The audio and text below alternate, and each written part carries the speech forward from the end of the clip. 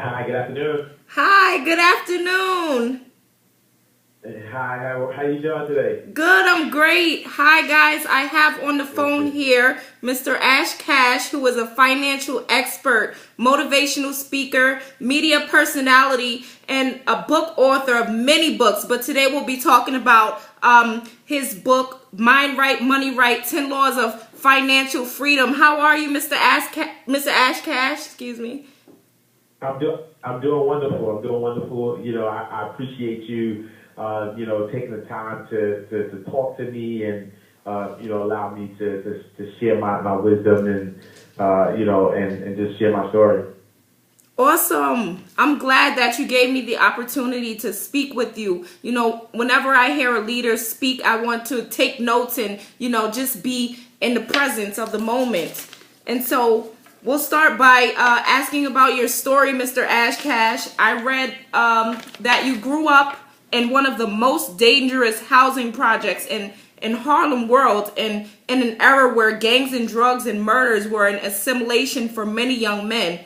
What separated you from the rest of the individuals? What did you have that they did not have? Honestly, I think that part of it is, I don't want to sound cliche, but part of it is God, really.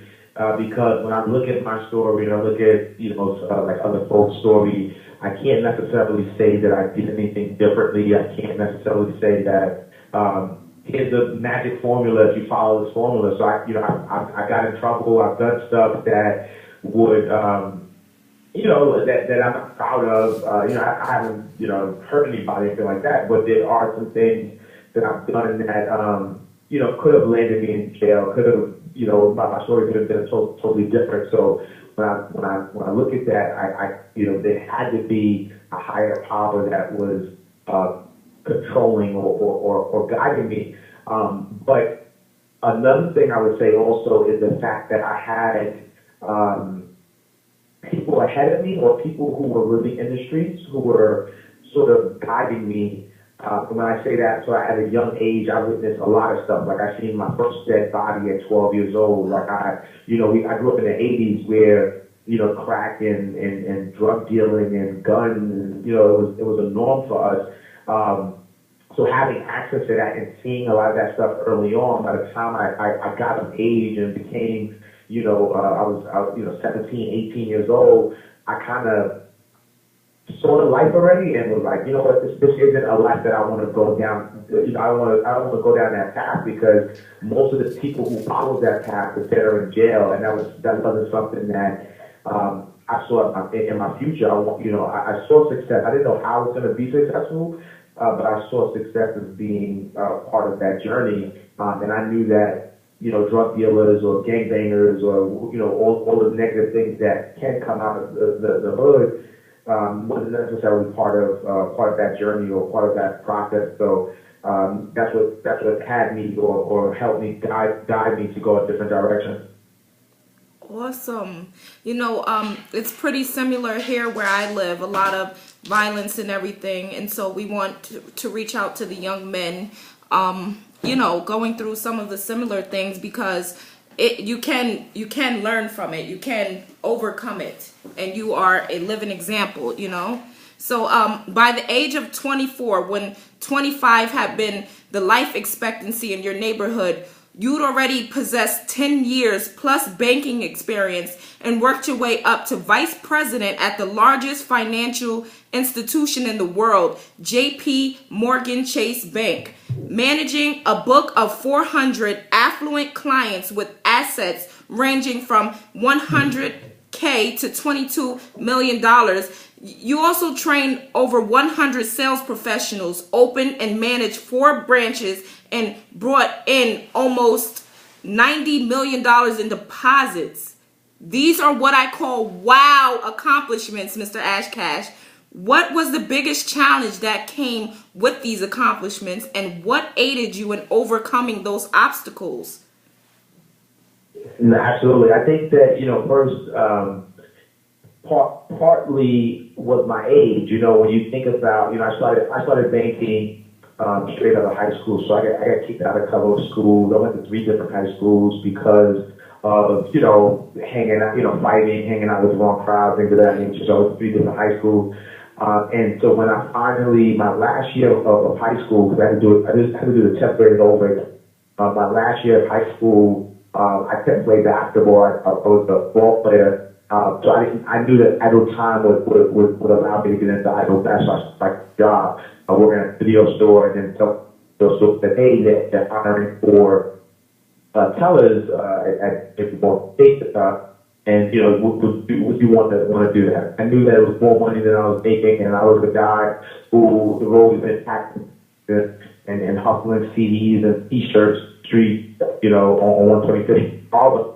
I said, why not? Let me take the position, and partly when I got to banking, it's when my world was shaking up, where people told me that to look a certain way or act a certain way in order to to get to a certain level. That told me that it takes years and years to get promotions. And when I got into the banking world, I noticed a lot of the people that didn't who weren't Black or Latino, who didn't have the background I had. They were young men and women who were given an opportunity. They were my managers. I was wait, this doesn't make sense. We're the same age. What makes this person different? It can't be that because we look different because we have. And I think that's what gave me the drive to always work harder than what I was paid for. I mean, and that's really the key to any success I've ever had, is really just working harder. A lot of times people work for money. I've never worked for money. I work to learn, not to earn. And that's important because knowledge is the one thing that you have that'll be valuable. That's the one thing you can give away without ever losing any. So when you think about somebody who is not necessarily learning anything, but they're making a lot of money, once they spend that money, that's it. They don't have anything else. But with knowledge, you can never stop learning. And once you learn something, as long as you continue to keep it fresh and apply it, it's always your knowledge. So I've always been someone who would appreciate the value of knowledge. So, when I was a teller, I was learning what customer service did. When I was a customer service rep, I was learning what a personal banker did. When I was a personal banker, I wanted to know what private bankers. When I was a private banker, I wanted to go back to retail and make some sales folks. In my last position in the bank, I was CEO of a credit union. And from the manager, I wanted to know what is it like to sit at the executive board. So it's really always doing more than you're being paid for, and that worked for me, and that's how I was able to become a VP of the bank at 24 years old, the same age or a year before the age they thought I would be in jail. Was really just focusing on doing more than I was being paid for, just understanding that I had an opportunity, the opportunity to be an example for folks. And the hardest part though was my age, because with age there's still things that you want to do, meaning that I was still young-minded, so I didn't spend my money the way I needed to spend it. I didn't save it, I invested as much as I should have. The insecurity of being young and managing people who are twice my age and wondering whether they'll respect me because of my age. There was just a lot of things that allowed me, that sort of got in the way or challenges for me. And those are the main two, is just really kind of balancing that young-mindedness and not allowing that to take away from where I could have, where I could go, as well as the insecurity that I had as being a young person, that allowed me to do things like spend money frivolously and just follow down the path that young folks usually follow down. Awesome. So I hear that you went the extra mile to get, where you are, of course. And I think your book is very awesome for somebody who's first starting their personal growth and development journey. And even if you are, more so into it. And so you talk about the 3 components of the mind. And it's one of my favorite things to read and learn about, the human mind. in your book, Mind Right, Money Right, 10 Laws of Financial Freedom, you speak about the three components of the mind, which are the conscious, subconscious, and the superconscious mind. Why is it important to understand how these elements work together? No, absolutely. So, it's really important because I think that, when you think about, your conscious, and that's what most people, when they think about the mind, that's what they think about. They think about, what are those thoughts that I'm thinking, and then that's really it. But they don't realize that, there are other things, like as you feed yourself, right? So just like, thing that you feed grows, right? But as you feed yourself, if you're not feeding yourself the right thing in your brain, what will happen is that you will be doing things consciously that are a result of what you fed yourself subconsciously. So I give an example. If someone is always look at things on the wrong side. So if they're very pessimistic, because all they do is listen to stories or examples of other people who have tried things and been disappointed and tried and failed at it. If that's the only story, that's their only lens they look for, subconsciously, what's happening is that they're telling themselves that if they try something, they're gonna fail it.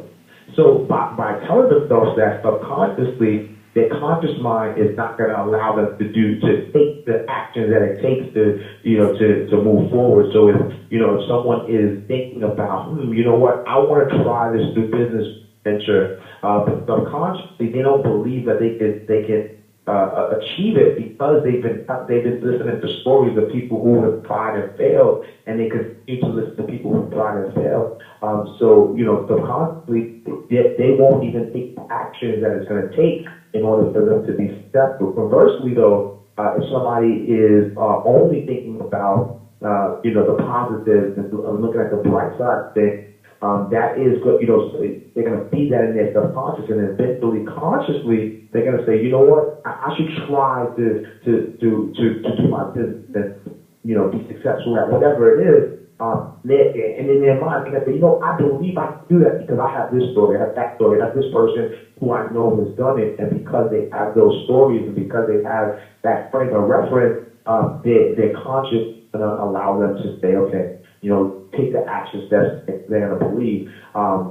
The super subconscious also is through what you feed it, but it's also it naturally already knows. So whatever you call it, whether it's God, whether it's your intuition, whether it's the universe, whatever people call it, different things, but it's all that higher power that guides you, and it already knows what you need. So if you put out a wish to the universe and you say, or God, or whatever you call it, if you say, I want to be a multi-millionaire, and you put that energy out there, the super subconscious already knows what it takes, what steps you need to take in order for you to be a millionaire. And you have to be in tune with that. You have to understand and trust that, because the conscious is limited. The conscious mind doesn't know everything. The super subconscious does. And what you feed yourself through the subconscious is going to allow your conscious to act. But if you trust the super subconscious and all right, what? This is the energy I put out there. Then your thought process now changes. You now don't look at things as negative or positive. You look at them as part of the journey.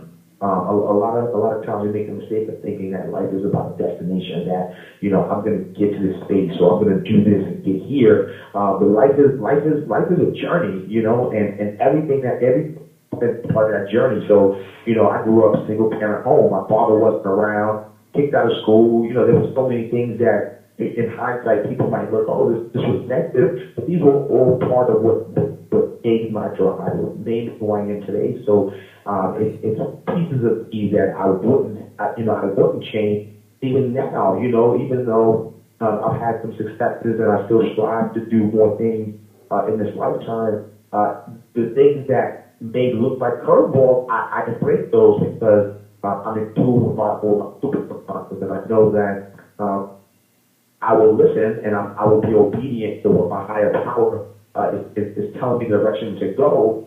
because I don't worry about how. I worry about the what. And I use that word worry like the saying that, I control the what, can't control the how. So I control